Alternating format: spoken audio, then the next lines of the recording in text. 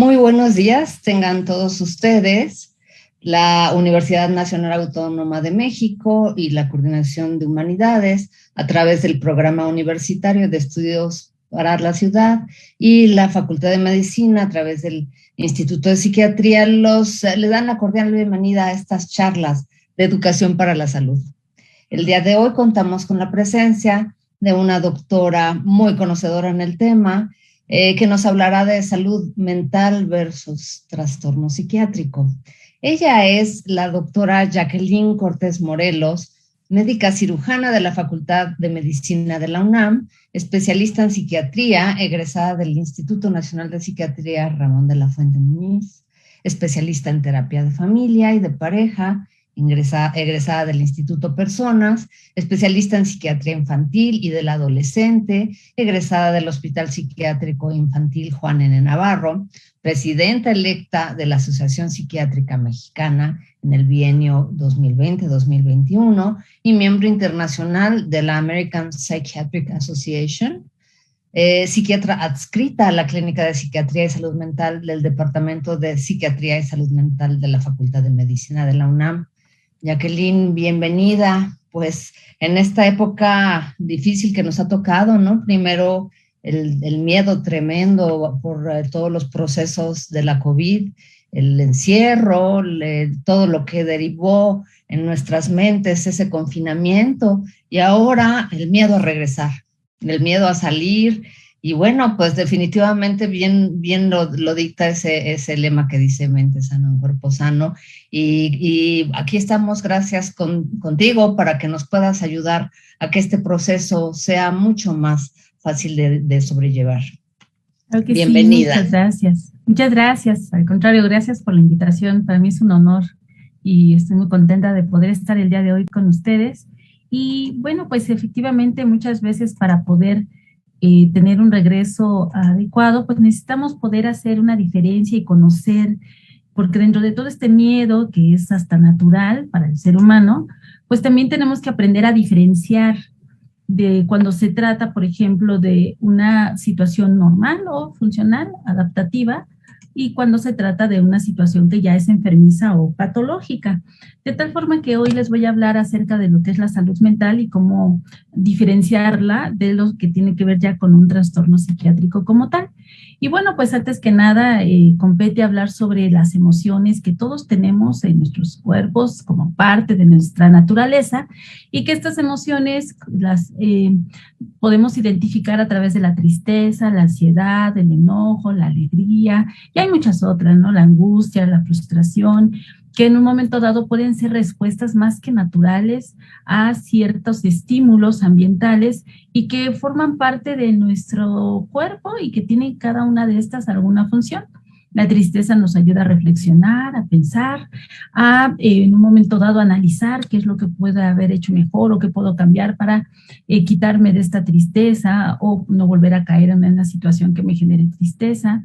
La ansiedad nos protege, nos alerta siempre del peligro y nos protege al tomar medidas necesarias, ya sea de huida, de parálisis o de pelea, dependiendo de la situación que nos genere la ansiedad.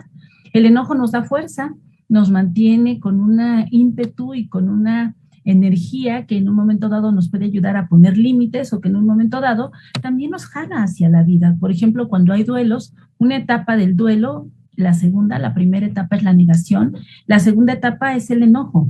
Y de alguna u otra manera también tiene que ver con esta fuerza que necesitamos para integrarnos a la vida, para mantenernos en la vida después de la pérdida de algún ser querido o de la pérdida de trabajo, de alguna mascota o alguna situación que nos haya generado ese duelo. Y pues la alegría es la que nos permite fluir ante situaciones pues que nos motivan, que nos dan satisfacción, que de alguna u otra manera también nos hacen disfrutar de los aspectos positivos que tenemos en la vida, porque en la vida no todo es malo, malo, malo, malo, ni todo es bueno, bueno, bueno, bueno. No todos podemos ganarlas todas, ni tener todo, no se puede en la vida tener todo, pero sí hay que buscar el equilibrio para no nada más enfocarnos a las cosas negativas, sino también a esas cosas positivas que nos generan alegría. Ahora, estas emociones hay que ver cómo es que interaccionan en los diferentes ámbitos de la vida de cada persona, en las áreas importantes como es el área personal, cómo me estoy sintiendo, cómo estoy actuando con base en las emociones que estoy sintiendo, el área familiar, el área académica, el área de pareja y el área laboral, de tal forma que necesitamos dar siempre respuestas adaptativas que me permitan funcionar adecuadamente en estas áreas de nuestra vida, de mi vida y de la vida de todo el mundo. Siempre es muy importante también tomar en cuenta cómo es que vamos a expresar estas emociones. Por ejemplo, a veces las parejas o las personas, los padres, las madres, no sabemos expresar el amor que sentimos, ya sea por nuestra familia, ya sea por nuestros amigos, por nuestra pareja, por nuestros hijos, por nosotros mismos. Y eso no necesariamente quiere decir que no tengamos ese amor. ¿Cuántas veces las parejas no se quejan de que, ay, es que tú nunca me dices que me amas? Pero si ya sabes que te amo, pues sí, pero para mí es importante que me lo digas. Ay, o sea, y hay a quien se le hacen cosas así como cursis y demás, pero hay para quien realmente es muy importante hasta escucharlo. Sin embargo, todo esto depende a veces de nuestras propias historias. Si en nuestras historias de familia, nuestros padres tampoco fueron como enseñados a poder expresar este amor que sí sienten, lo más seguro es que no lo expresen o que no lo expresen con palabras.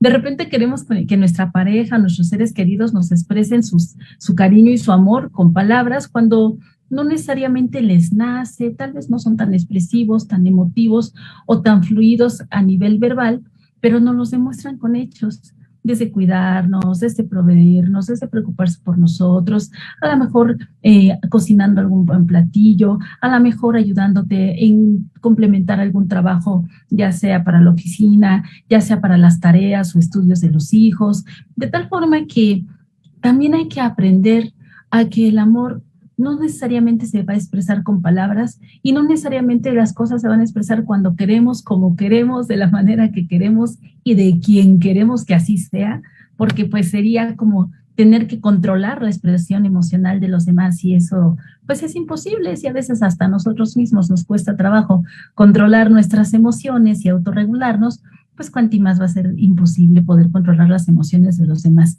Pero eso no quiere decir que no nos quieran, eso no quiere decir que no nos estén expresando tal vez de alguna otra manera ese amor, por decir este ejemplo.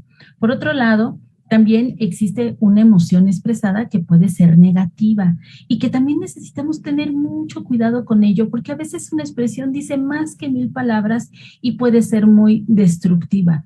Si nosotros en una emoción expresada de alguna u otra manera hacemos saber al otro que estamos enojados con ellos o que en un momento dado a lo mejor estamos expresando rechazo, pues esto puede mermar mucho la autoestima, el autoconcepto y la autoconfianza del otro que nos está escuchando. Si se trata de nuestros hijos, de niños pequeños, pues necesitamos tener mucho cuidado porque ellos se dejen guiar no solamente por lo que decimos los papás, sino por lo que ven, que expresamos y aprenden de ello. Y como su sistema nervioso central y su cerebrito no tiene la suficiente madurez que tiene la de un adulto, pueden malinterpretar a lo mejor una emoción expresada de enojo como una falta de cariño hacia el niño. Y entonces el niño pues se siente muy mal cuando piensa que su papá no lo quiere o que no lo ama.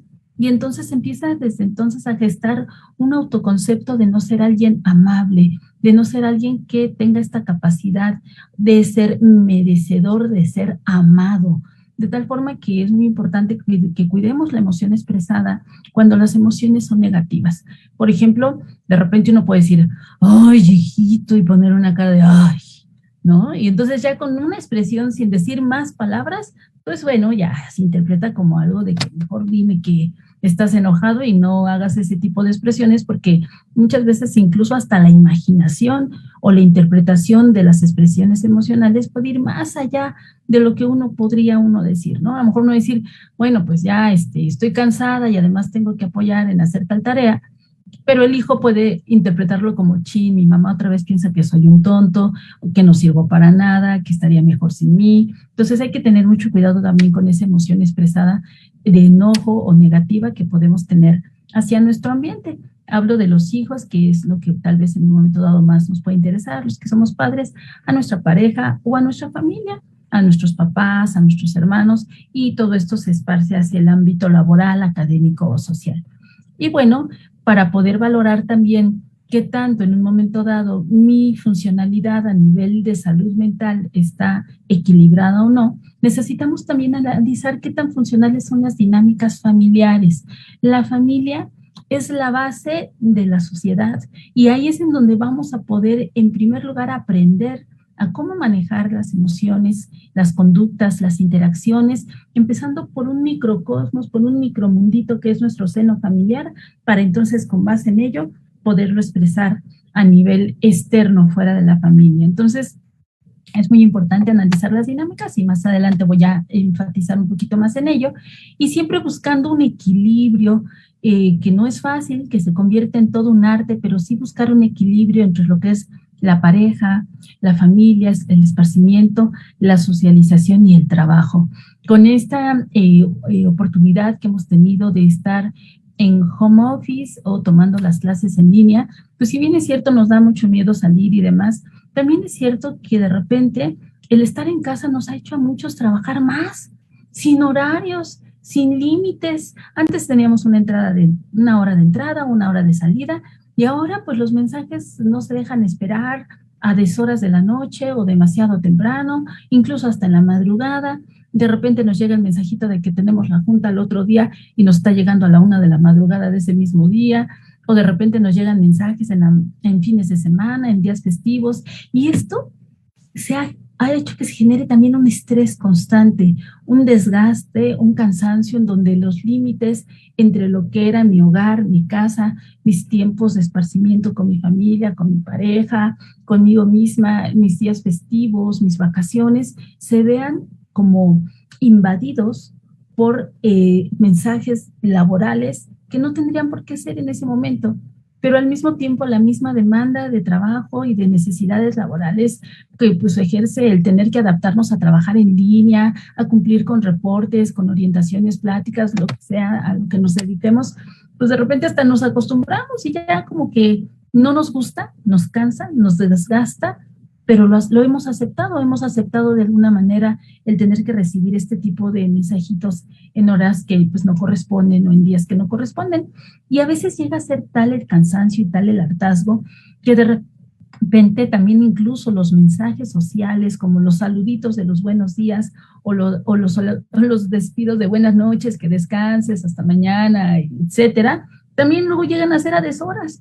Para alguien que tiene un cronotipo de dormirse temprano y despertarse temprano, pues a lo mejor a las 5 o 6 de la mañana ya está despierto y no tiene mayor problema en recibir esos mensajes. Pero hay cronotipos en donde se les da desvelarse y levantarse más tarde, y bueno, hasta domingo 6 de la mañana recibir unos buenos días es invasivo para sus sueños, y de repente escucha el celular o escucha a lo mejor el dispositivo que está sonando, que está vibrando y demás. Entonces, creo que una de las cosas que también tenemos que hacer es saber poner límites a los dispositivos electrónicos, al trabajo, y poder buscar los momentos de calidad con nuestras familias, con nuestras parejas, tanto la familia nuclear como la familia extensa. El área social, no olvidarla, comentar con nuestros compañeros algún momento donde nos podamos reunir para platicar, para tomar un cafecito, aunque sea en línea, si es que así lo deciden, y poder olvidarnos un poquito de aspectos laborales. Y si nuestros amigos son del trabajo, pues hasta en un ambiente ya más coloquial, de cafecito, en línea, se puede comentar cosas de trabajo, pero ya es de otro tono, ya no es con este peso de responsabilidad, sino con un tono hasta de catarsis, que a veces nos puede ayudar a complementarnos y a fortalecer los grupos de trabajo. Ahora, en términos generales, hay algunos conceptos que nosotros decimos que si las personas los tenemos dentro de lo que cabe fortalecidos y bien, nos van a ayudar a funcionar y a adaptarnos en el día a día para poder sentirnos mejor y estar mejor con los demás. A estos conceptos yo les llamo de cariño los 4 fantásticos, porque considero que son 4 elementos fundamentales que necesitamos integrar muy bien en cada persona. Estos 4 fantásticos son el autoconcepto, la autoimagen, la autoconfianza y la autoestima.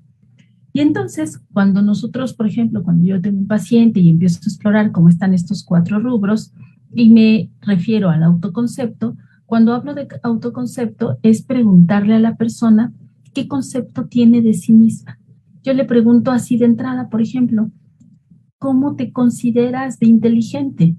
¿Te consideras más inteligente que la media, igual a la media, por debajo de la media, ¿no? Y desde ahí podemos empezar a ver qué tanto sus emociones y este factor del autoconcepto le está ayudando a tener una buena calidad de vida, a funcionar y adaptarse de manera adecuada a sus funciones y sobre todo a cómo se siente. Hay pacientes que a veces son muy, muy capaces, sobre todo nosotros que atendemos población universitaria, bueno, pasar por un examen de admisión para entrar a prepa, licenciatura, entrar a una facultad, a veces terminar una carrera, estar en un posgrado, en una especialidad, y que me digan que se sienten menos inteligentes que la media, pues eso habla de un autoconcepto muy pobre que además no es creíble. Nadie podría llegar hasta donde ha llegado a esas alturas si tuviera una inteligencia por debajo de la media. Pero cuando tenemos estas dudas en nuestros autoconceptos, pues ya desde ahí vemos cómo va a dirigirse hacia el mundo, cómo se va a proyectar, qué meta se va a poner.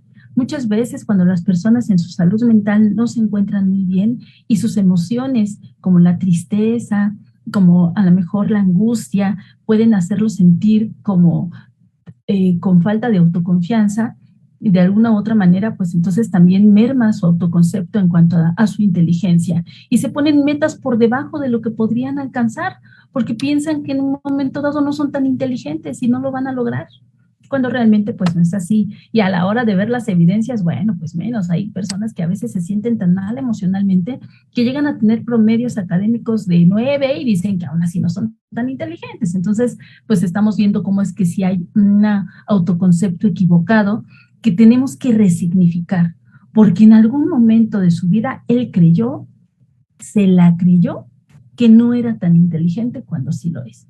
Entonces ya desde ahí podemos empezar a hacer un equilibrio ¿con qué? Con las evidencias del día a día. A ver, demuéstrame que en verdad no eres tan inteligente. A ver, demuéstrame que en verdad estás por debajo de la media. Cuando tienes un trabajo, acabaste tal vez una carrera, o aunque no hayas terminado una carrera, tienes un oficio exitoso, eres un hombre de éxito en las áreas a las que te dediques y demás. Además del autoconcepto, considerar la inteligencia, también es qué concepto se tiene de sí mismo en cuanto a si yo me puedo considerar que soy trabajador o trabajadora, honesta, floja, deshonesto, altruista, amoroso, cariñoso, leal.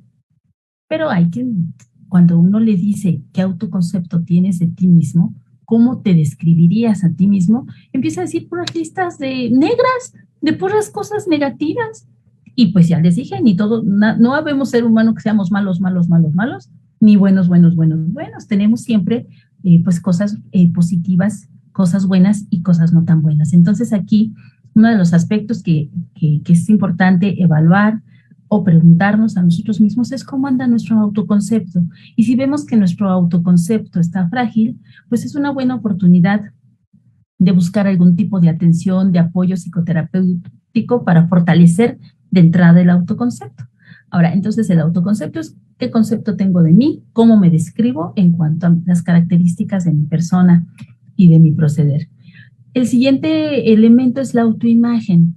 En la autoimagen vamos a ver cómo o qué tanto nos gusta nuestra imagen, qué tan guapa o guapo me considero, qué tan atractivo es. Hay personas que dicen, es que yo sé que no soy físicamente tan agraciado porque a lo mejor tengo una nariz muy grande o los dientes muy grandes o los ojos muy chiquitos o lo que ustedes gusten y manden.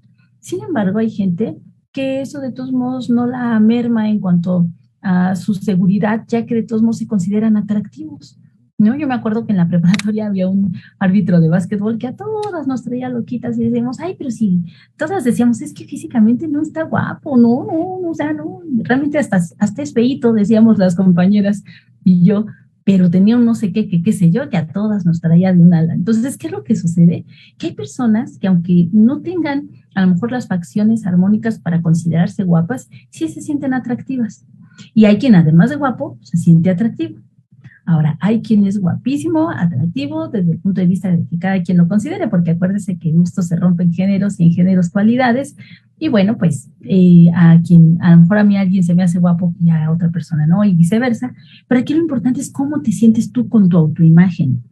Hay personas que desafortunadamente cuando no están a gusto con su autoimagen pueden llegar a caer también en enfermedades como la anorexia, como la bulimia, como los trastornos de la conducta alimentaria. Y es sumamente triste porque esto también se ha visto muy sesgado y muy marcado por las modas, por las actrices, las cantantes que vemos, las modelos que vemos en las pasarelas, que muchas veces tienen un índice de masa corporal que ya no entra dentro de los rangos de lo que es la salud.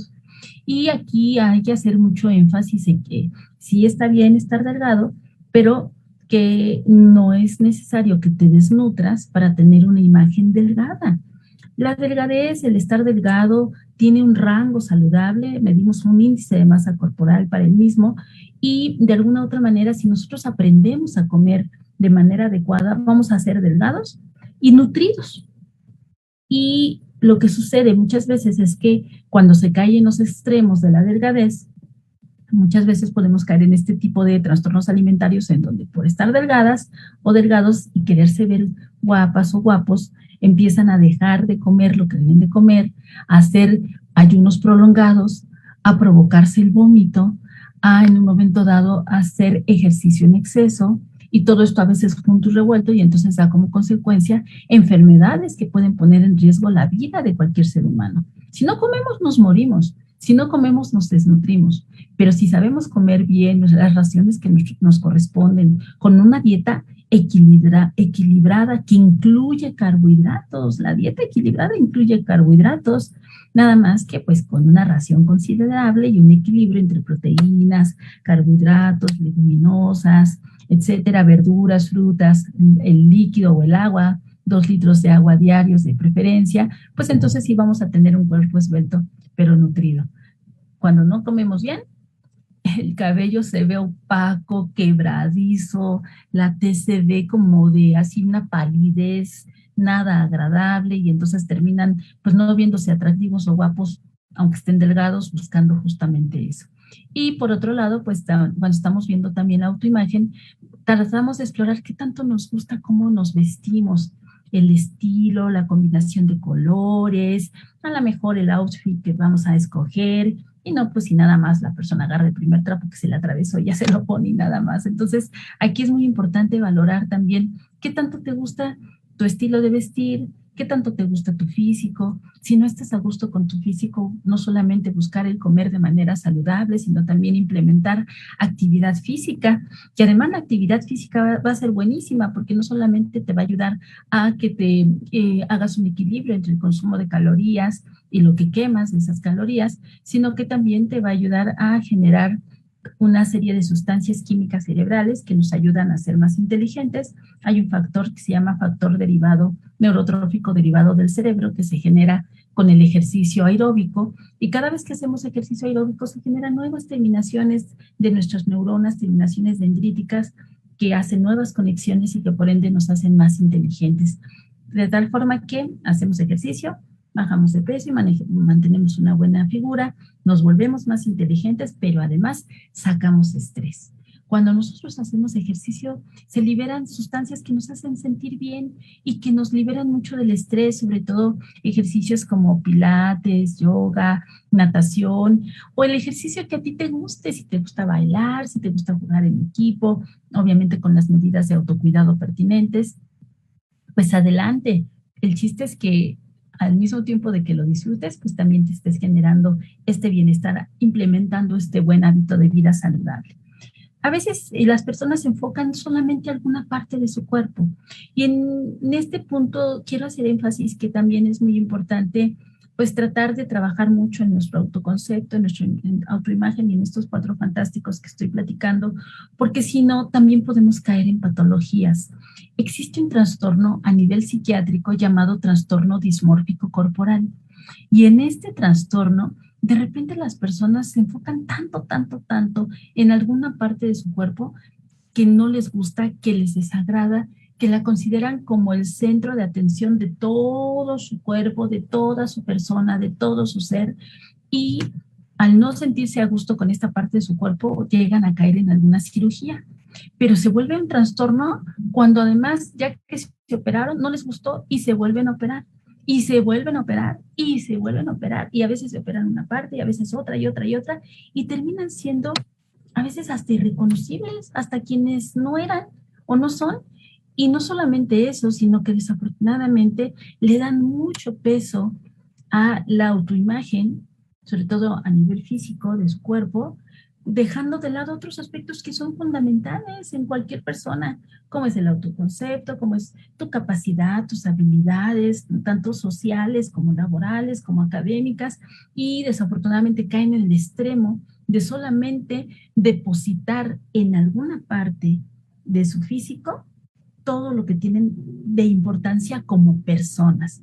Y pues todo exceso es malo, toda exageración es malo. Dejar caer todo en una sola canasta, por supuesto que genera un desequilibrio que se torna enfermizo y que amerita ya una atención a nivel psiquiátrico, sobre todo cuando se trata de este trastorno dismórfico corporal. Por otro lado, también hay que tomar en cuenta que muchas veces esto puede generar una inseguridad importante y hay aspectos que se pueden mejorar sin caer en exageraciones, ¿no? Es válido y cada quien, si así lo desea, llevar una cirugía estética adelante o a lo mejor usar tratamiento de ortodoncia, si es que no les gusta su dentadura y demás, pues hoy en día hay muchos tratamientos estéticos, pero siempre y cuando no caigamos en exageración y en no depositar toda nuestra autoimagen, porque entonces sí, eso sería desadaptativo o disfuncional. Otro de los aspectos que también es importante tomar en cuenta dentro de estos 4 elementos o 4 fantásticos es la autoconfianza. ¿Qué tan seguro me siento de mí mismo con mis capacidades, con mis recursos? ¿Qué tanto lidereo, me aviento, propongo, defiendo? ¿Qué tanto tengo una postura basada en mis argumentos? Y muchas veces aquí las personas pueden llegar a tener una falta de autoconfianza, a veces porque desde chiquitos fueron a lo mejor regañados, etiquetados, maltratados, abandonados o heridos. Dentro de los 3 principales miedos que tienen los niños es a no ser amado, a ser abandonado o a ser golpeado físicamente. Cualquiera de estos 3 aspectos van a mermar mucho la autoconfianza desde pequeñitos. Y aquí es muy importante trabajar de manera preventiva en siempre tratar de enfatizar a los niños con aspectos positivos de los logros que van obteniendo, buscando siempre el equilibrio entre la edad que tienen y las tareas que se les están solicitando, que no rebasen pues su capacidad dependiendo de la edad en la que se encuentren y que si en un momento dado cometen errores, tienen torpeza motora por estar pequeñitos y demás, pues más que regañarlos y castigarlos, enseñarles y tenerles la paciencia.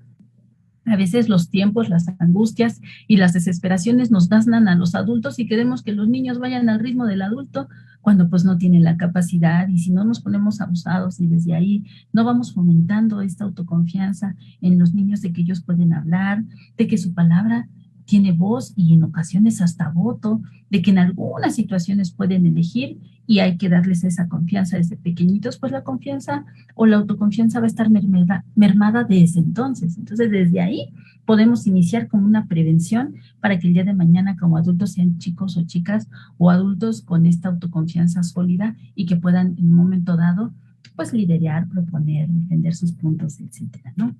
Y pues el último rubro de estos 4 fantásticos es la autoestima. En este ejercicio como tal y en estos aspectos de estos 4 elementos, aquí la autoestima se valora preguntando qué es lo que uno cree que merece de la vida. Y esto tiene que ver con aspectos no solamente materiales, sino también con aspectos no materiales. Por ejemplo, yo pongo siempre el mismo ejemplo, ¿no? Yo creo que merezco vivir en una casa con patio adelante, atrás, garage, con autos, con toda la tecnología, tanto electrodomésticos, computadoras, internet, pantallas, cuarto de lavado, primer nivel, ¿no? Y pues no, pues como no tengo el dinero suficiente para vivir en una casa así, yo vivo en un departamento, pero eso no quiere decir que no crea que me lo merezco. Y además no quito el dedo del renglón, pienso que algún día voy a alcanzar una casita y estoy trabajando en ello, pero sí es muy importante tomar en cuenta tener esta sensación de que te lo mereces. También considero que merezco una buena familia, un buen esposo, unos buenos hijos, viajes, oportunidades de crecimiento académico, un buen trabajo, cosas que afortunadamente considero que tengo. Y aquí es bien importante qué crees que te mereces de la vida. Y hay personas que tienen la autoestima tan baja que sienten que no se merecen nada y que además casi que si alguien está con ellos les están haciendo el favor, porque son personas que además traen un pobre autoconcepto, una pobre autoconfianza, una pobre autoimagen, entonces piensan de manera consciente o inconsciente que lo que les llega a la vida casi puede ser como por suerte o porque le tengan lástima o porque le están haciendo el favor. Y entonces si la autoestima está mermada, pues imagínense cómo van a ser las aspiraciones, la proyección, el comportamiento de esta persona en su ambiente y sobre todo cómo se va a sentir, cómo va a ser su calidad de vida. De tal forma que si nosotros trabajamos en estos 4 elementos para fortalecerlos, lo que es el autoconcepto, la autoimagen, la autoconfianza y la autoestima, vamos a poder funcionar mejor en el día a día y tener una vida con una salud mental mucho más fortalecida. Ahora, como les comentaba yo, la base de todo esto es la familia. Y también ahorita es muy importante poder hacer un análisis de cómo estamos a nivel de funcionalidad de nuestros sistemas familiares, porque si desde ahí no estamos funcionando, pues cuanto menos vamos a poder funcionar de manera adecuada hacia el exterior. Retomando un poquito lo que comentaba hace rato, ¿no? La familia es el sistema primario por excelencia y el más poderoso a la que pertenecemos como individuos, nos da una identidad, ¿no? Yo, mi apellido Cortés Morelos, ¿no? Y los Cortés Morelos somos de tal forma, y los Cortés Morelos somos así. Pero además aprendimos unas cosas y traemos unas cosas de los Cortés y traemos otras cosas de los Morelos. Y entonces nos complementamos y nos identificamos entre nosotros. Entonces, sentimos nuestra primera red de apoyo primaria más fuerte es el sistema de la familia. En la mayoría de los casos, no siempre es así. Si la familia es disfuncional, hay personas que van a encontrar mayor apoyo de red de apoyo en el ámbito social, en el ámbito laboral, que a veces en sus propias familias, cuando se trata de familias disfuncionales. Pero en la mayoría de los casos de donde esperamos tener una buena red de apoyo es en nuestra familia nuclear. Y bueno, Minuchin afirma que la familia constituye esta parte como cerebral de la mente, no es solamente lo que creo, lo que pienso como persona, sino que también lo que dice mi ambiente. Por eso yo les decía, cómo es que desde niños se van a determinar pues también las conductas dependiendo de lo que el niño pueda ver en sus familias. Los niños aprenden, por ejemplo, cómo relacionarse en pareja al ver cómo se están relacionando los papás. Los niños aprenden a perder y a ganar al relacionarse con sus hermanitos pequeñitos de entrada. A veces te toca el juguete, a veces no te toca, a veces te tocó el dulce, a veces no te toca, y ahí entre los hermanos y entre los padres, pues puedes ir aprendiendo estas primeras circunstancias que vas a enfrentar en el día a día, ¿no? De tal forma que, pues, además de que nuestra conducta no se va a localizar solamente en el individuo, sino también en este ambiente después de la familia, que tiene que ver con el ambiente social. Y bueno, con base en la estructura de una familia, no podemos hablar de que existan familias normales o anormales, sino vamos a hablar de familias funcionales y disfuncionales, porque dependiendo de qué también se adapten y funcionen en sus ambientes, pues las familias van a poder fluir de manera adecuada, sin generar mayor sintomatología, organizando pues siempre sus relaciones dentro del sistema de una forma recíproca, de una forma reiterativa, y si no, pues entonces se va a generar una disfuncionalidad. De tal forma que en los sistemas familiares van a existir los siguientes parámetros para poder socializar dentro del núcleo familiar. Estos se llaman jerarquías, alianzas, límites, roles o papeles y las redes de apoyo. Las jerarquías, según Minuchin y según la estructura familiar funcional, siempre se tendrá que relacionar con el liderazgo en el equipo de los papás. Los padres siempre serán grandes, los hijos siempre serán pequeños y es una regla que no se puede romper. Cuando los papás son los líderes de un sistema, no ponen límites y entonces el subsistema de los hijos se pone al nivel de los del papá, pues los hijos no tienen ni la madurez ni los recursos suficientes para llevar el liderazgo de un hogar. Y entonces este liderazgo va a causar disfunción en las familias si los hijos se ponen al tú por tú con los papás. Y peor aún si el hijo se quiere poner por arriba de los papás. Hay hijos que han golpeado a sus padres o que los amenazan y les gritan. Hay niños chiquitos que si no se les ponen límites se vuelven niños tiranos y muchas veces se hacen en la casa lo que diga el niño chiquito, a pesar de la disfuncionalidad que eso contrae. Hay niños que dicen, no, es que el niño no come más que puro pizza, hamburguesa y hot dog. ¿Por qué? Pues es que nada más eso quiere. Y entonces, como si nada más es el niño mandara, y entonces, ¿dónde está su nutrición? ¿Dónde está su crecimiento? ¿Dónde están los límites? En la vida hay límites. Si no tenemos límites desde nuestra casa, en la calle les va a costar mucho trabajo a estos chicos lidiar con los límites que la vida misma nos pone. Todo en todos lados tiene límites. Si yo me paso un alto, me cobran una multa o puedo causar un accidente. Y a veces, pues, podemos tener incluso hasta problemas en nuestros trabajos, perder trabajos o terminar y pues a lo mejor con problemas con la ley si no respetamos los límites que hay en nuestro ambiente social, pero todo eso se va gestando desde el seno familiar. Otra cosa que es muy importante es la comunicación y la flexibilidad. Necesitamos tener una comunicación efectiva. Esto de jugar al adivino causa mucha disfuncionalidad. El que yo pensé que tú pensaste, lo que yo creí que estabas creyendo que pensaba, no funciona, ¿no? Alguna vez puse un ejemplo les puedo poner un ejemplo real de alguna vez que le hablé por teléfono a mi esposo a su trabajo y le dije, oye, no hay leche, ¿no? Y dice, sí, es que te falta mucho para salir del trabajo. No, ya casi voy para allá, ok. Y ya. Entonces, cuando llegó mi esposo a la casa de ustedes, le dije, ¿y la leche? Y me dijo, pues no me dijiste que comprara leche, pero si te hablé y te dije que no había leche. Pues sí, pero no me dijiste que pasara a comprarla, ¿no? Entonces, pues si no tiene una, yo deducí, perdón, o deduje que por decirle que no había leche, él ya iba a pasar a comprarla. Y no le dije, bueno, por favor, pasa a comprar leche porque se acabó la leche.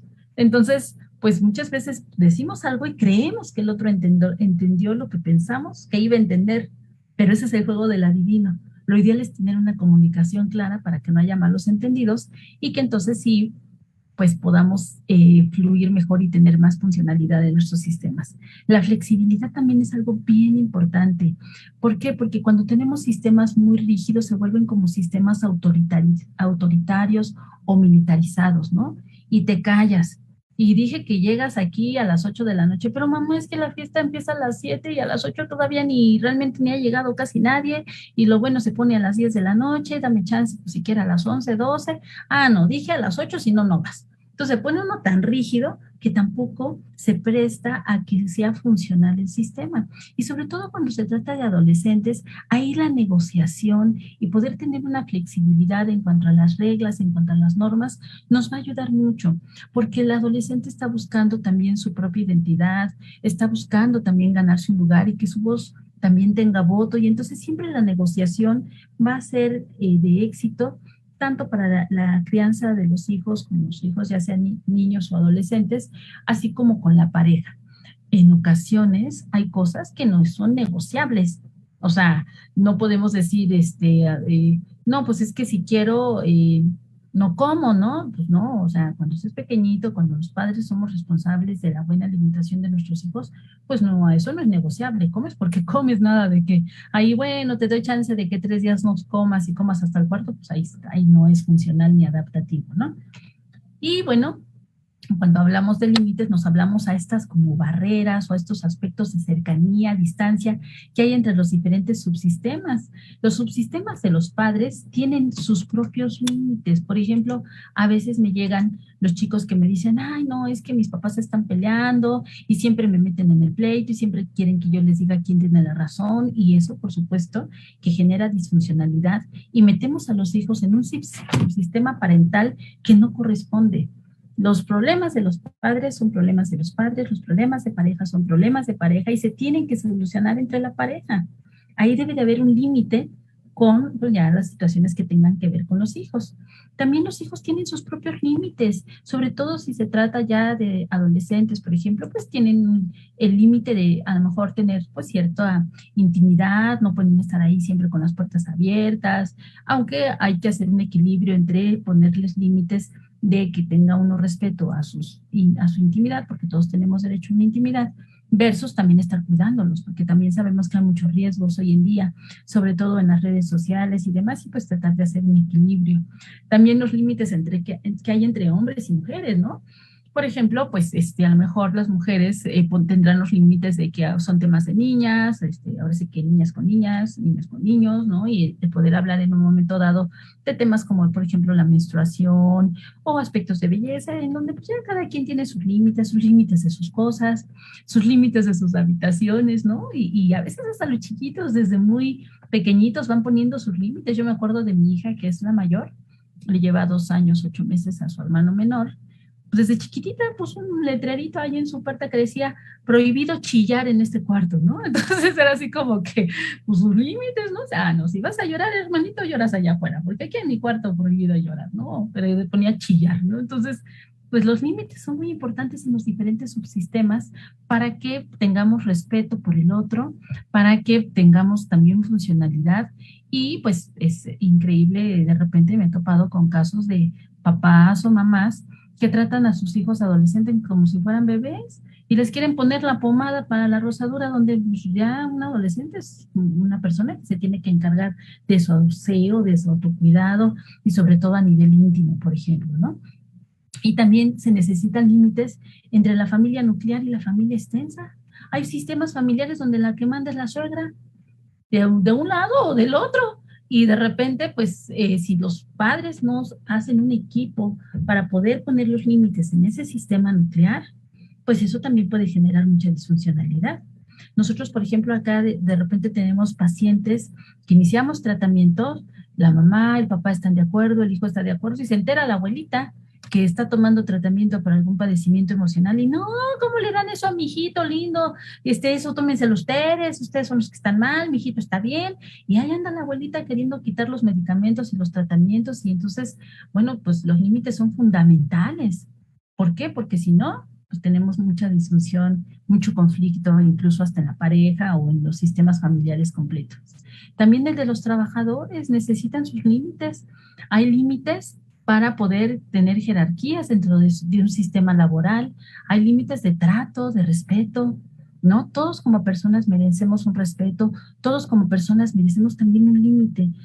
Algo que se rompió mucho también en esta pandemia fueron esos límites. Fíjense que, por ejemplo, colegas míos psiquiatras, de repente en los hospitales tenían que hacerla de urgenciólogos, de neumólogos, de andar intubando pacientes y haciendo cosas para los que no, para las que no fueron preparados, porque de repente esta pandemia llegó a sobrepasar tanto las hospitalizaciones y así, que dieron como consecuencia, definitivamente dieron como consecuencia que hubiera esta como falta de límites en cuanto a las capacidades como especialistas podían tener, en este caso, mis colegas psiquiatras. O sea, yo tengo que hacer maniobras que nunca me enseñaron a hacer en la especialidad, que tuve que aprender ahorita de bote pronto para intubar a un paciente y para atenderlo como si fuera yo urgenciólogo o neumólogo. Y bueno, pues lo ideal es que en todos lados existan límites también de las funciones que nos corresponden, porque sí vemos como que cada vez también los trabajos son más explotados. Muchas personas se quejan de que tienen hora de entrada, pero no tienen hora de salida. Y si se quejan, pues casi casi que los andan corriendo y ni te quejes porque ahí hay una fila afuera esperando tu lugar si es que no te gustó este trabajo, ¿no? También es muy importante, como les decía yo, hacer un equilibrio entre las capacidades que tenemos de madurez los adultos con los hijos, ¿no? Esta frase a mí me gusta mucho, dice, cuando tu hijo muestre su inmadurez natural y esperada, es vital que tú muestres tu madurez necesaria y protectora, ¿no? Esta frase que les quiero compartir es de que cuando un hijo creas que, pues, menos se merece un abrazo, es cuando hay que dárselo porque es cuando más lo necesita. De repente les digo, a veces queremos que nuestros hijos sean adultos chiquitos que entiendan que estoy trabajando, que no me interrumpan, que se callen, que hagan su quehacer, que hagan la tarea, y se nos olvida que también ellos están pasando por un estrés importante de tanto confinamiento, de clases en línea que les cuesta tanto trabajo, de repente, pues que los niños, sobre todo en la etapa preescolar, nos ven en los hogares, ven a la mamá, ven al papá, quieren correr, quieren abrazarlo, quieren besarlo, y viene el regaño, ¿no? Espérate, estoy en junta, espérate, no me estés hablando, espérate, no hagas ruido. Y a lo mejor el niñito en el momento lo entiende y al rato ya se le olvidó y juega y hasta de manera espontánea va y grita o te abraza y bueno, viene esta emoción expresada negativa y es muy importante no olvidarnos de que ellos también, pues no solamente tienen esta inmadurez propia de su edad, sino que tampoco se le están pasando bien en esta pandemia. También es muy importante ver que hay que complementarnos en las funciones que tenemos en nuestros sistemas a través de los roles que nosotros ejercemos. Los roles son estos papeles que nos tocan desempeñar y hay varios, el del proveedor, el de ama de casa, el del estudiante y hay otros roles que pudieran ser incluso hasta disfuncionales, como el del chivo expiatorio, que hablaré un poquito más adelante. Entonces, también hay que tomar en cuenta que estos roles nos van a ayudar en un momento dado a que el sistema familiar sea funcional y que no son definitivos. A veces tenemos que intercambiar los roles y eso no es malo, ni tampoco tiene que ser visto con malos ojos, porque de repente, en algunas ocasiones, a veces los padres se quedan sin trabajo y la madre tiene que entrarle al quite y entonces si el padre era el proveedor, pues ahora le toca ser a la mejor el que cumple con las funciones de ser como ama de casa, por decirlo así, y eso tiene que ser visto dignamente. Tan digno es alguien que se dedica a hacer las tareas y los quehaceres de la casa tan pesadísimos que nunca se acaban, como digno es salir y trabajar y ganar un sueldo para proveer un hogar, ¿no? Los roles cuando son disfuncionales son los que van a reflejar algún tipo de enfermedad, ya sea del sistema familiar o individual, como el del chivo expiatorio. Por ejemplo, hay alguien en la familia que es súper impuntual y de repente todo el mundo llega tarde porque fulanito, para variar, no estuvo listo a tiempo. Ay, pues ya hasta sé que tengo que salir 15 minutos después porque sé que fulanito seguro no va a estar listo. Y sí, seguro es así, casi siempre. Pero el día que ese fulanito se fue de vacaciones y ya no estuvo en ese hogar, pues resulta que si tienen un compromiso de todos llegan tarde.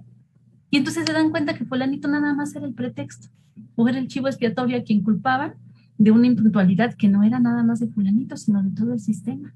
Muchas veces este tipo de sintomatología o este tipo de conductas que se tienen en los sistemas se ven expresadas en un solo individuo y muchas veces los niños son los que expresan los síntomas de todo un sistema, como pueden ser tristezas, depresiones, angustias, ansiedades, pero de repente es el niño que lo manifiesta cuando todo el sistema puede tener trastornos de ansiedad, trastornos depresivos, pero no lo hablan o no lo dicen o no lo atienden. También está el del tonto, el del mártir, y todos son roles disfuncionales que en la medida de las posibilidades hay que tratar de solucionar a través de algún tipo de atención especializada, ya sea individual o sistémica familiar. Y bueno, lo importante, como les decía yo, es que estos roles puedan funcionar o hacer funcionar al sistema, ¿no? También es muy importante que haya una flexibilidad de los mismos cuando es necesario. Por ejemplo, en ocasiones nos pasa que de repente se puede perder el empleo, como les decía, o a lo mejor la mamá enferma. Muchas veces en estas familias tradicionalistas, la mamá es la que se encarga de ser en ocasiones la que tiene que hacer las tareas de la casa, la que tiene que cuidar a los enfermos en casa, si alguien enferma, si enferma un hijo, si enferma la pareja. Pero de repente, ¿qué pasa cuando ella se enferma? Pues entonces toca atenderla a ella y toca cambiar este rol para poder compensar la funcionalidad de este sistema. O cuando se pasa de una etapa a otra, ¿no? De repente, cuando el niño pasa a ser el adolescente, pues a lo mejor puede ya cumplir con ciertas funciones complementarias, como por ejemplo ayudar en el trabajo, en las familias donde trabajan, ¿no? Hay familias que tienen negocios familiares, a lo mejor, no sé, por decir un ejemplo, un restaurante en donde pues todo el mundo le entra y los niños tal vez no, pero ya cuando pasa a ser adolescente, pues entonces ya forma parte de este rol laboral del sistema familiar. Y siempre cuidando los aspectos de las edades de los niños y la dignidad con que sean tratados, ¿no? Muchas veces en estos sistemas tradicionalistas, un padre que no trabaja de proveedor y que trabaja en casa es criticado como el mandilón, como el mantenido, como que, pues, a ver, tu flojo, ¿no? Por no decir otra palabra más fuerte. Y la verdad, les repito, es muy importante tomar con dignidad todo esto, porque si así le funciona al sistema, y el sistema puede funcionar a través de que tal vez la mamá sea la que se quedó con el trabajo y sea la proveedora y el papá quien cumpla con los cuidados de los niños y demás, pues es un sistema funcional que pues por supuesto que no tendría por qué ser criticado, ¿no? La asignación de un rol parental frecuentemente se da en nuestra cultura, por ejemplo, personas en donde los padres a veces emigran y se van, como decimos coloquialmente, de mojados a Estados Unidos, o cuando por alguna razón algún padre fallece o simplemente hay una separación y ya no está en el sistema, ya no es una familia nuclear como tal, pues muchas veces los hermanos mayores pueden tomar este rol de hijo parentalizado. No necesariamente es el mayor, a veces es un hermano un poco, no el mayor, sino tal vez el menor o el del medio, todo dependerá del liderazgo, del temperamento, de la fortaleza, del carácter que tenga este hijo, y que no es que sea ni bueno ni malo, como lo he mencionado, simple y sencillamente esto es lo que a veces toca y lo importante es que sea funcional. Y siempre es muy importante también que esta actitud pueda en un momento dado tener una autoridad explícita para los hijos menores, porque si no se les explica a los hijos menores que ahora tu hermanito mayor los va a cuidar y tienen que obedecer en lo que les diga, en lo que yo regreso de trabajar, pues entonces los hermanitos empiezan a, ¿y tú por qué me mandas? ¿Y tú por qué me vas a decir? ¿Y tú por qué? Y entonces también es un peso muy grande para los hijos. Entonces hay que poner orden desde el líder que haya quedado en casa, a veces es la mamá, a veces es el papá. Les repito, no necesariamente es porque los padres hayan abandonado. Ahorita en esta pandemia hemos tenido las pérdidas de mamás y de papás en los sistemas familiares. Tristemente hemos tenido alumnos que han perdido a alguien de casa, ya sea mamá, ya sea papá, a veces hasta incluso ambos padres, y los hermanos tienen que entrarle al rol parental, quieran o no, y en circunstancias a veces muy adversas, pero buscar la forma de que esto sea lo más proporcionado y funcional que se pueda, y también vigilar la autoridad que ejerce el hermano mayor o el hijo parentalizado sobre los hijos, porque luego hay unos que se creen mucho su papel y entonces ya abusan de su poder y pues tampoco se vale, ¿no? Luego el niño, el hijo le quiere pegar más a los hermanos menores que el propio papá o mamá, o ni les pegaban, ¿no? Y el niño ya les quiere pegar, entonces también vigilar que todo eso sea funcional y que las funciones no sobrepasen su grado de madurez. No podemos dejar a un niño chiquito cuidando a otro niño chiquito, porque por supuesto que esto puede generar accidentes hasta, pues, letales, ¿no? Entonces, hoy por hoy, la primera causa de muerte en los niños son los accidentes, así que hay que cuidar mucho también que no se pase de estos grados de madurez, de responsabilidad que se les asignen a los hijos, ¿no? Y bueno, el orden de nacimiento también muchas veces nos deja un sesgo ahí en cuanto a la salud mental. Se dice que por lo regular los hijos mayores tienden a ser autoritarios, pero buenos estudiantes, con más logros académicos que sus hermanos, y que posiblemente sea quien recibe más atención, pero al mismo tiempo, pues de repente, pues es a quien se le deja más responsabilidad. El clásico, eres el mayor, así que pórtate bien porque eres el ejemplo para tus hermanitos, ¿no? Y lo que hagas tú lo van a hacer los menores, cosa que tiende a ser verdad muchas veces, pero también no se vale dejarle caer responsabilidades que no corresponden cuando sí podemos los padres ejercer el rol que nos corresponda, ¿no? Dicen que echando a perder se aprende y también pues no es un arte ser papás, no es fácil. No tenemos un manual, no tenemos una guía como receta de cocina, siempre hacemos lo mejor que podemos con la mejor de nuestras intenciones, pero sí hay que buscar en un momento dado que si mi familia tiene problemas o es disfuncional, pues buscar siempre la orientación de algún terapeuta de familia o algún terapeuta personal, si es que necesito terapia individual, para que podamos ejercer nuestro rol como padres de la mejor manera, ¿no? Y pues muchas veces, como les decía, los hermanos mayores pueden tener también estas repercusiones de los errores en las crianzas, ¿no? Y de repente uno hasta como padre se siente culpable de, pues perdóname, no me faltaba experiencia, creí que así lo podía hacer bien, pero mira, ya con tus hermanitos aprendí, lo estoy haciendo mejor.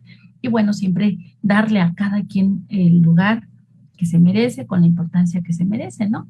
A veces los hermanos sándwich, los de en medio también se sienten mal porque sienten que no los pelan, que pelan más al mayor o que pelan más al chiquito y consentido, y entonces pues siempre anda buscando también sus redes de apoyo fuera de casa porque sienten que no son tan vistos dentro del sistema familiar. Entonces tratemos en la medida de nuestra posibilidad siempre ver a todos y cada uno de nuestros hijos, porque cada lugar que ocupen en ese sistema familiar pues va a ser muy importante. Y al menor, pues tratar de no sobreprotegerlo, porque luego lo que pasa con los menores, que no siempre, muchas veces sí son planeados, pero a veces no, ¿no? Dicen, es que a mí ya no me tenían planeada y soy la pilona, soy el pilón, el chocoyotito, lo que sea. Y entonces de repente vienen estas sobreprotecciones que desafortunadamente generan como mucho resentimiento, a veces en el mismo sistema de los hermanos, y la sobreprotección está catalogada también como un tipo de violencia, porque cuando sobreprotegemos, mandamos un mensaje de que el otro no tiene capacidad para hacerlo, entonces yo lo hago por él, ¿no? Y esto pues no solamente los hace, coloquialmente dicen, pues no hagas hijos inútiles, sino más bien generar la autoconfianza en ellos, de que ellos también pueden hacer las cosas tan bien como cualquier otro de sus hermanos, y tratar de no hacer distinciones de tratos, porque eso lastima mucho el sistema de hermanos, el sistema fraternal, y pues también hay resentimientos de los hijos hacia los padres para cuando ven unas diferencias de trato en cuanto a sus hermanos y ellos mismos, ¿no? Bueno, pues en términos generales, traté de platicar muchas cosas, porque pues para hablar de cuándo se es sano y cuándo hay psicopatología o enfermedad, pues esto nos llevaría tal vez días, pero en términos generales podríamos decir que si nuestras emociones y nuestras conductas nos permiten funcionar en las áreas de nuestras vidas laboral, social, personal, de pareja, familiar y académica, pues entonces dentro de lo que cabe tenemos una salud mental, haciendo un equilibrio con nuestros tiempos de esparcimiento, de trabajo, reforzando mucho nuestro autoconcepto, nuestra autoimagen, nuestra autoconfianza, nuestra autoestima y buscando en la medida de las posibilidades tener pautas interaccionales o reglas en casa que nos permitan tener un sistema familiar funcional, aunque no sea ni perfecto ni como el de película, pero que sea funcional y que tengamos la mejor calidad de vida que podamos dentro de lo que cabe. Muchas gracias. Doctora, muchísimas gracias a usted. La verdad que es una charla muy, muy importante. A veces hay cosas que parecieran tan obvias, pero que sí necesitamos que nos las pongan como nos las ha puesto, así muy claras. Y de hecho son parte de todos los comentarios. Las felicitaciones por haber hecho esta plática tan digerible, tan clara, Gracias. haciéndole parecer tan sencilla cuando sabemos muy bien que no a veces es tan fácil poder llevar estas relaciones familiares o este concepto de nosotros mismos tan claramente, pero creo que aquí nos ha dejado yo casi podría decir un manual de cómo poder sobrellevar estas situaciones y muchísimas gracias por ello. Yo voy a empezar con las preguntas que tiene nuestro público.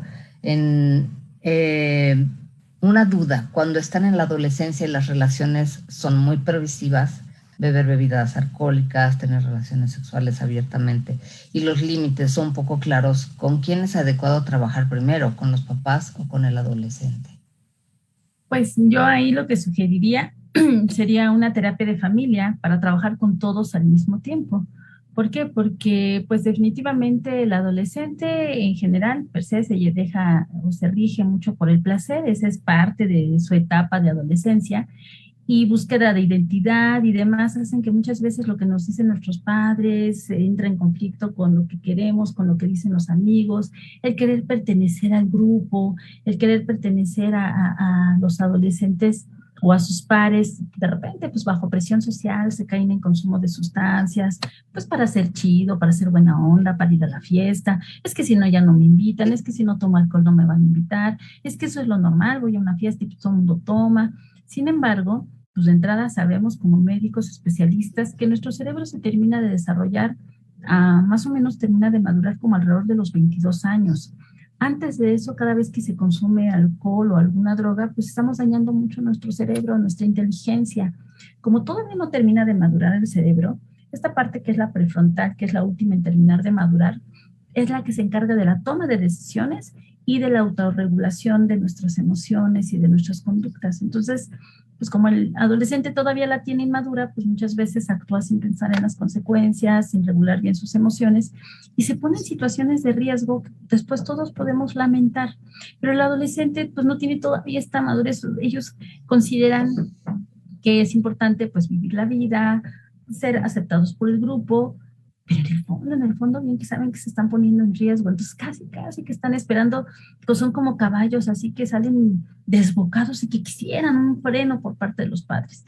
Y si los padres no se los ponemos, pues entonces ellos se siguen, pero el día de mañana que les pase algo a nuestros hijos adolescentes, uy, nosotros no nos la terminaríamos porque los amamos, no queremos que les pase nada, pero ponerle límites a un adolescente que además puede estar muy empoderado, que puede tener un temperamento muy fuerte, pues es un arte, se dice fácil aquí sentadita, pero no es nada fácil. Entonces, si no hemos logrado, si no sabemos el cómo, la sugerencia será una terapia de familia. ¿Por qué? Porque cada familia es diferente.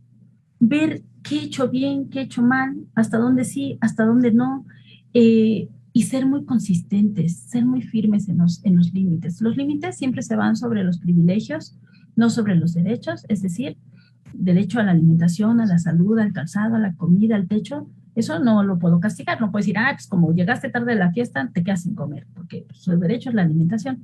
pero sí nos podemos ir sobre celulares, sobre permisos, sobre a lo mejor programas de televisión, internet, redes sociales, qué sé yo. Aún así, no es fácil porque el adolescente se defiende con todo y con una fuerza y con un ímpetu que bueno, es así como que, ay, ya mejor ni le hubiera dicho nada casi, casi, ¿no?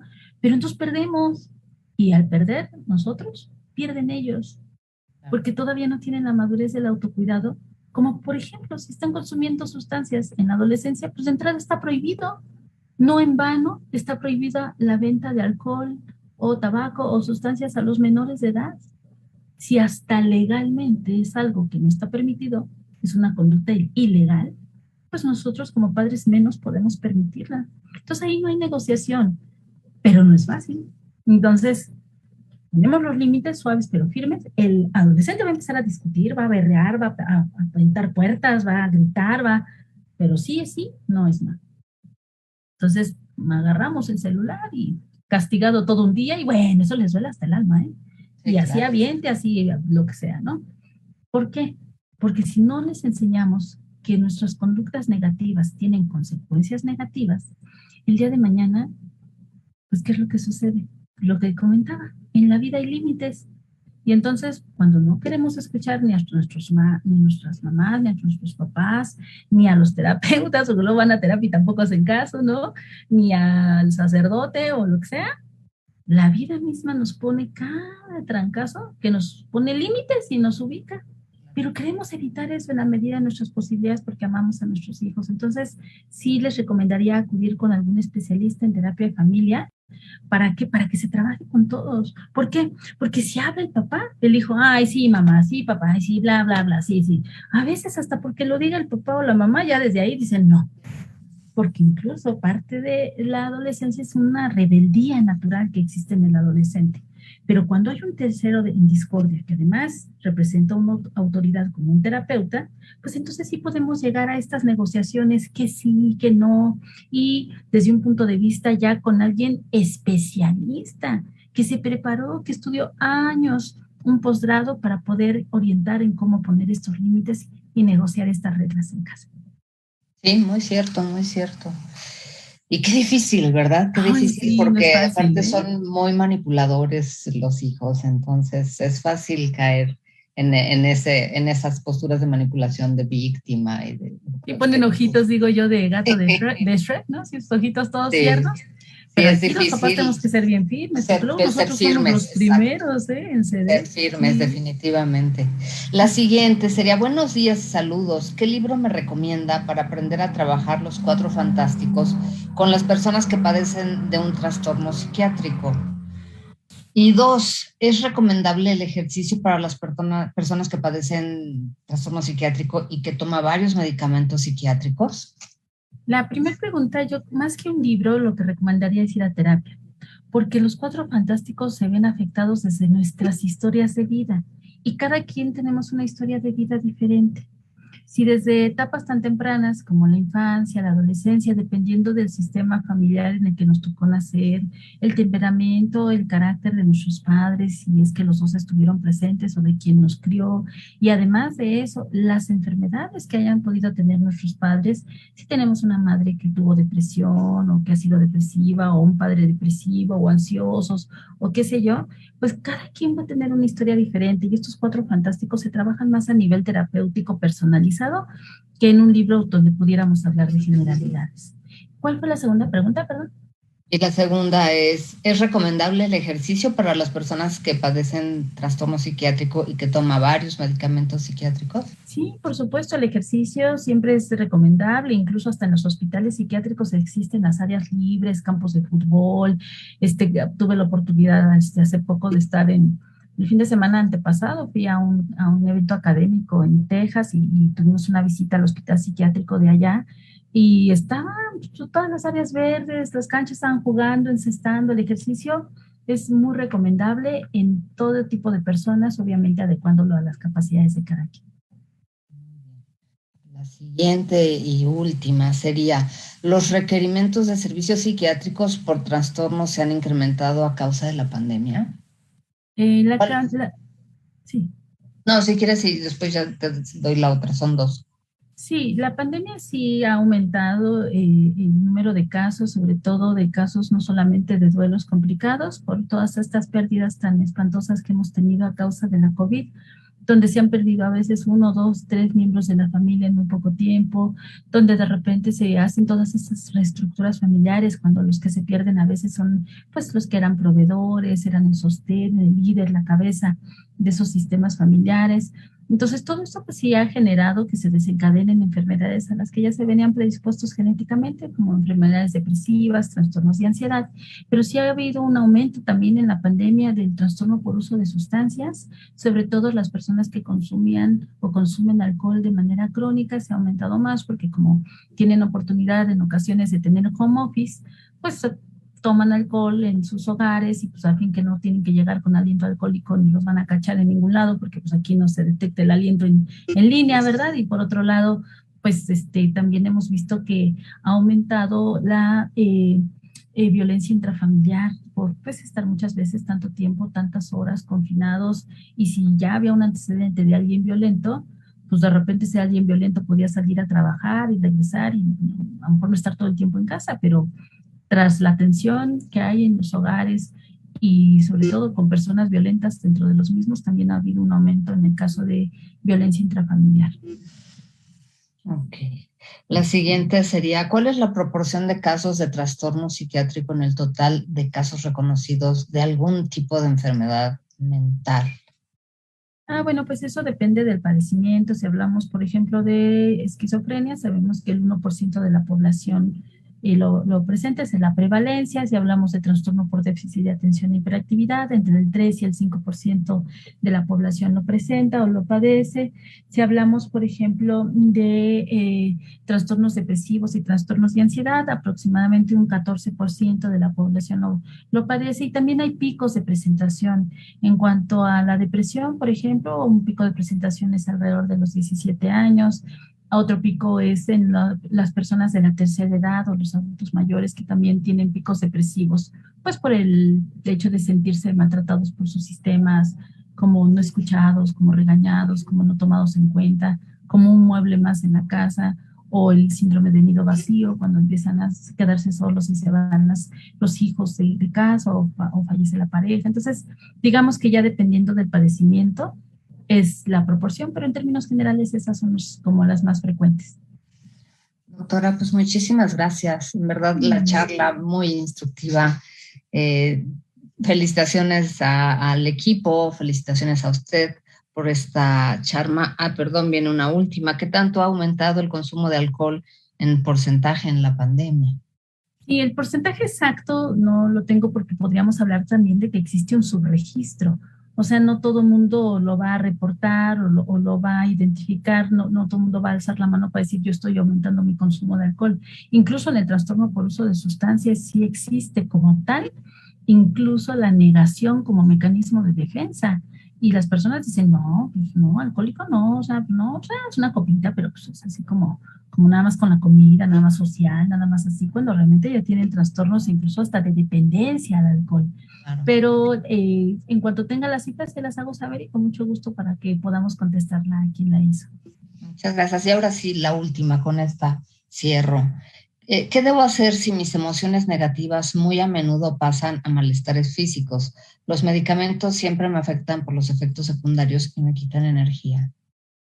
Pues aquí lo importante sería ir con el especialista para identificar alguna otra opción de medicamento. Tenemos un abanico amplio. Si algún medicamento le causó efectos secundarios que no toleró ese medicamento, se puede cambiar de medicamento, de antidepresivo o de medicamento que les haya indicado para el manejo de la ansiedad.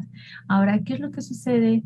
También que muchas veces la psicoterapia va a ser bien importante y entonces poder tener un tratamiento integral no solo con medicamentos, sino con medidas no farmacológicas como la terapia, implementar ejercicio, hábitos de vida saludable como dormir a las horas que deben de ser, el número de horas que corresponden, tratar de buscar estos esparcimientos, pues también van a ser de mucha utilidad, pero sí buscar siempre hay opciones que se puedan ofrecer, porque de repente vamos, no tenemos algún efecto secundario con un medicamento y decimos, ay no, a mí eso no me sirve, cuando pues hay muchas otras opciones. Sería bueno volver a tener contacto con su médico tratante para que le pueda ofrecer otras opciones que no le generen estos efectos secundarios.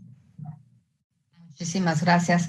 Pues doctora, nosotros procedemos a cerrar la sesión. Agradecemos su presencia, como siempre, muy instructiva la charla. Gracias por darnos todas estas herramientas para poder tener una vida en familia con unos procesos de convivencia, con buena comunicación, fortalecer a nuestros cuatro fantásticos y sobre todo tratar de tener la mejor salud mental que podamos. Muchas gracias a todos Muchas por su gracias. acompañamiento. Les deseamos que tengan muy buen día y hasta la próxima charla.